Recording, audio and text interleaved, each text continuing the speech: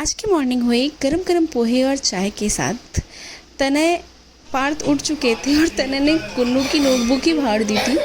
मतलब बहुत रोना धोना हुआ। फिर हमने भजन लगा के इन्हें शांत किया, लेकिन तनय मतलब शांति बिल्कुल नहीं। तनय की बदमाशी चालू ही थी।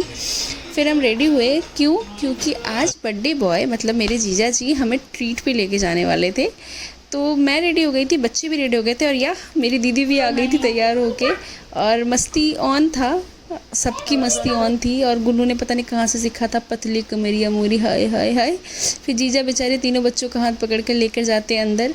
और यहाँ हम इंजॉय कर रहे थे, मस्ती कर रहे थे, हंसी मजाक चल रही थी। और ये आई तनय की $1,000,000 वाली स्माइल। फिर स्टार्टर में था हमारा सूप था और फिर पनीर की रोल डिशेस थी। तो ये ख़त्म कर रहे थे क्या, पर बेचारा तनय वो ना ड्राई नूडल्स पे ही खुश था और पार्थ सो गया था। और तनय को शांत करने के लिए दीदी ने उसे फ़ोन दिया क्योंकि ये बहुत उधम मचाता है।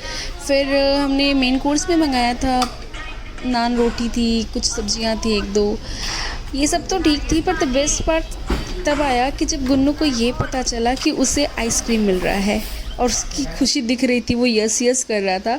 फिर आइसक्रीम और गुलाब जामुन था डिज़र्ट में, वो भी काफ़ी यमी था। और तनय को भूख तब लगी ना जब सबकी प्लेट खाली हो चुकी थी।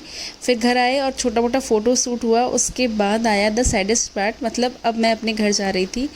तो अब मैं लिफ्ट में आ गई थी और उसके बाद तनय बेचारा यहाँ मेरे लिए रो रहा था, वो नहीं चाहता था कि मैं जाऊँ। और फिर बहुत सैड मन से हम लोग बाहर निकल गए। और बेचारा पार्थ भी उदास है, उसे भी अपने भाइयों को छोड़ने का गम है। और वो पूरे ओला में ऐसे ही बैठा रहा और अपने हाथों से इशारा करता रहा कि मतलब भैया कम, तने भैया कहाँ है, तो कम करता।